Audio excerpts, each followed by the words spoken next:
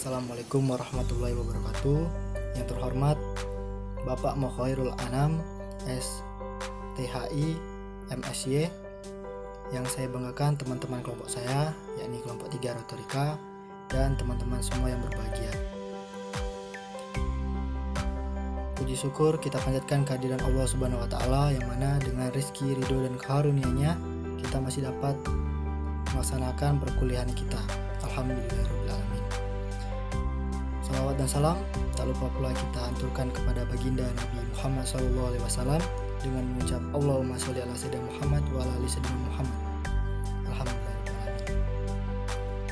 Baiklah, langsung saja saya berikan kepada materi pertama untuk menyampaikan materinya. Silakan kepada Nirna Muna Rosadi, saya persilakan. Assalamualaikum warahmatullahi wabarakatuh. Alhamdulillahirrabbilalamin. Allahumma sholli ala sayyidina Muhammad wa ala ali sayyidina Muhammad. Baiklah, saya pemakalah pertama dari kelompok 3 tentang histori dan ontologi perkembangan retorika pada zaman Romawi. Sebelum memasuki inti dari makalah, ada baiknya kita mengerti apa arti dari judul makalah kami, yaitu history. Seperti yang kita ketahui, history merupakan bahasa Inggris yang mana jika diartikan merupakan sejarah. Sedangkan ontologi berasal dari dua kata, yaitu ontos dan logos, yang mana ontos berarti berada, sedangkan logos berarti ilmu. Sedangkan jika didefinisikan, ontologi adalah ilmu yang membahas tentang hakikat sesuatu sehingga bisa dipercayai oleh masyarakat. Langsung saja kita bahas tentang makalah perkembangan retorika pada zaman Romawi. Jadi perkembangan retorika pada periode Romawi dimulai sejak runtuhnya Kekaisaran Yunani, yang mana pada saat itu bangsa Eropa tidak lagi memiliki penguasa yang dominan, sehingga karena keruntuhan Kekaisaran Yunani tersebut muncullah kerajaan yang disegani oleh bangsa Eropa, yaitu Romawi. Kemudian karena runtuhnya Kekaisaran Yunani tersebut, Romawi tidak tinggal diam dan memanfaatkan keadaan tersebut, yaitu dengan cara mengirimkan beberapa orang pilihan dari Yunani menuju Romawi untuk dimanfaatkan dari segi ilmu dan juga jasanya. Sebut saja seorang Yunani bernama Livius Andronicus. Beliau adalah seorang yang hebat dalam bertutur kata atau berretorika, sehingga Romawi mengirimkan beliau ke Romawi untuk dijadikan sebagai pengajar untuk bangsa Romawi, yaitu sebagai pengajar retorika, yang mana nanti akan melahirkan beberapa retorika terkenal seperti Cicero dan beberapa retorika lainnya dari Romawi.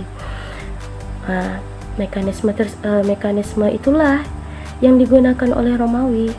Tidak hanya harta, Romawi juga memanfaatkan orang-orang yang hebat dari bangsa jajahannya untuk bangsanya, sehingga bangsanya menjadi orang-orang yang berilmu.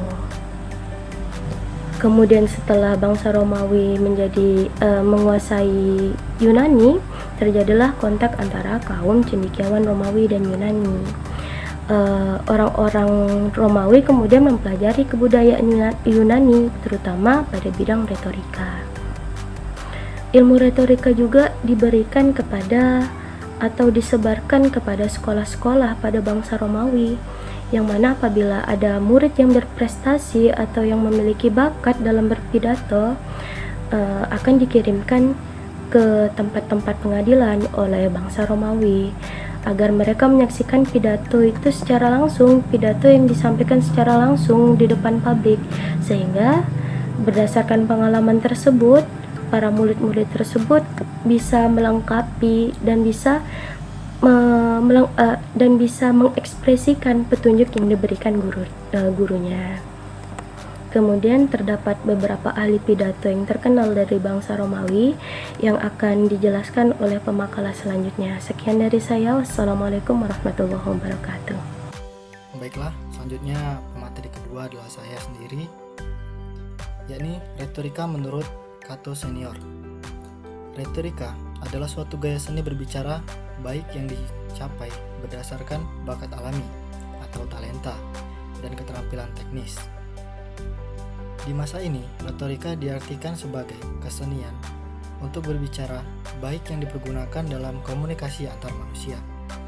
Marcus Persius Cato atau Cato Major atau Cato Conserius adalah seorang negarawan dari Roma, seorang moralis, orator, dan penulis.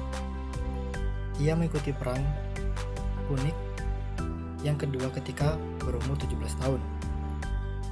Beliau kelahiran pada tahun 234 sebelum Masehi di Tusculum di Italia, meninggal pada tahun 149 sebelum Masehi di Roma, Italia. Kebangsaan beliau adalah Republik Romawi. Pasangannya ialah Salonia. Anaknya bernama Marcus Porcius Cato Licinianus. Selanjutnya retorika menurut Gaius Julius Caesar. Retorika adalah mengucapkan kata atau kalimat pada seorang untuk mencapai suatu tujuan tertentu. Seorang pemimpin militer dan politikus Romawi yang kekuasaannya terhadap Gallia Komata memperluas dunia Romawi hingga Coanius Atlantius, melancarkan serangan Romawi pertama ke Britania dan memperkenalkan pengaruh Romawi terhadap Gaul atau Prancis kini. Sebuah pencapaian yang akibat langsungnya masih terasa hingga kini. Kelahiran di Roma, Italia, dibunuh pada tahun 44 sebelum Masehi di Rome. Pasangan beliau ada 3, yakni Cornelia Cinilla, Pompeia, dan Calpunia Pisonis. Anaknya ada 3, yakni Augustus Caesarion dan Julia Caesaris. Selanjutnya pemateri ketiga saya persilakan kepada Karisma Sekarini. Silakan. Assalamualaikum warahmatullahi wabarakatuh. Saya Karisma Sekarini dari Pembekal 3 yang akan melanjutkan tentang apa itu retorika menurut para ahli pidato pada bangsa Romawi.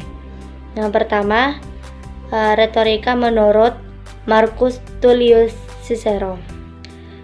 Retorika menurutnya adalah berbicara yang dicapai berdasarkan bakat alam dan talenta keterampilan teknis yang digunakan dalam proses komunikasi antar proses manusia. Yang kedua, retorika menurut Fabius Quintilianus. Menurut beliau, retorika adalah sebagai wadah untuk menguasai manusia, terhapus dari panggung politik kuno. Baiklah, hanya sekian yang dapat saya sampaikan. Lebih dan kurangnya saya mohon maaf. Wabillahi taufik wal hidayah. Wassalamualaikum warahmatullahi wabarakatuh.